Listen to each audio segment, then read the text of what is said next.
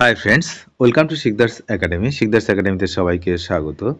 এই ভিডিওতে আমরা আলোচনা করব 32,000 প্রাইমারি শিক্ষকের চাকরির ভবিষ্যৎ নিয়ে। আপনারা জানেন যে প্রাইমারির 32,000 শিক্ষক বাতিলের যে মামলা, সেই মামলা কিন্তু হাইকোর্টে বিচারাধীন। আজ থেকে কিন্তু সেই মামলার শুনানি শুরু হলো। আপনারা এর আগে শুনেছেন যে বিচারপতি সৌমেন সেনের এজলাসে কিন্তু মামলাটা ছিল। উনি কিন্তু এই মামলা থেকে সরিয়ে নিয়েছেন নিজেকে। তারপর নতুন করে আবার কোর্ট ঠিক হয়েছে যে কোন বিচারপতিদের আন্ডারে এই শুনানি চলবে। তারপর আজ থেকে কিন্তু শুনানি শুরু হচ্ছে। এই কারণে বেশ কিছুদিন দেরি করে শুনানি শুরু হচ্ছে। যাই হোক, আজ হাইকোর্টে শুনানি রয়েছে, একই সঙ্গে অন্য শুনানিটাও রয়েছে।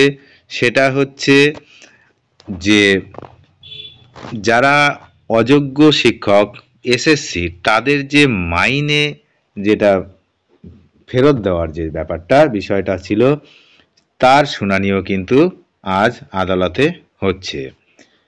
শুরু হয়ে গেছে ইতিমধ্যে শুনানি, যেমনটা আমরা জানতে পাচ্ছি। এবং এসএসসির মাইনে ফেরত নিয়েও কিন্তু শুনবে হাইকোর্ট, কলকাতা হাইকোর্ট এই মামলাটা কিন্তু শুনবে।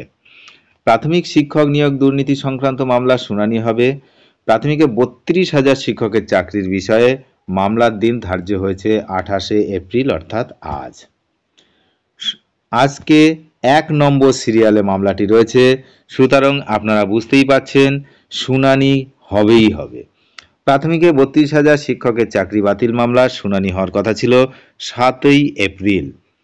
যদিও যেমনটা আমি একটু আগে আপনাদেরকে বললাম, ব্যক্তিগত কারণ দেখিয়ে মামলা থেকে সরে গিয়েছিলেন বিচারপতি সৌমেন সেন। বিচারপতি তপব্রত চক্রবর্তীর নতুন যে বেঞ্চ, সেই বেঞ্চে কিন্তু এই মামলার শুনানি হবে। এর আগে বিচারপতি সেন মামলা থেকে সরে দাঁড়াতে মূল মামলাকারীর তরফে আইনজীবী ফিরদৌস শামীম আদালতের দৃষ্টি আকর্ষণ করেছিলেন। এই মামলার উপরেই নির্ভর করছে 32,000 প্রাথমিক শিক্ষকের চাকরির ভবিষ্যৎ। প্রসঙ্গত উল্লেখযোগ্য, 2014 সালের প্রাথমিক টেটের ভিত্তিতে 2016 সালে নিয়োগ হয় রাজ্যের বিভিন্ন প্রাথমিক স্কুলে। সেই নিয়োগে ব্যাপক দুর্নীতির অভিযোগ ওঠে। শুধু তাই নয়, অ্যাপটিটিউড টেস্ট না নিয়ে নাম্বার দিয়ে দেওয়া হয়েছিল, সেটা আপনারা সবাই জানেন। তো সেটা নিয়েও কিন্তু অনেক কথা হয়।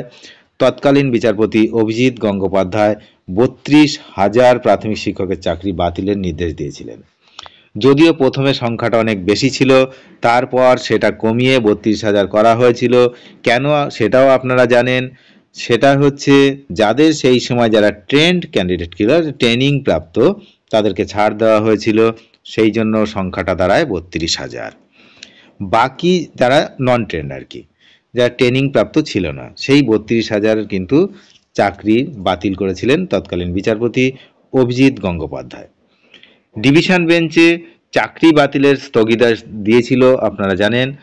আর সেই মামলার শুনানি 7 তারিখ থেকে পিছিয়ে এখন শুনানি দাঁড়ায় 28শে এপ্রিল, অর্থাৎ আজ।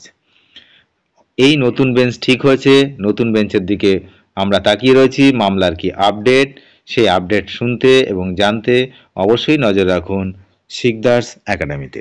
ধন্যবাদ।